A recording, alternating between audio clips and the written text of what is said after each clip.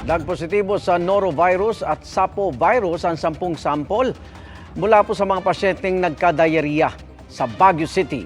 Yan po lumabas sa pagsuri ng Research Institute for Tropical Medicine o RITM.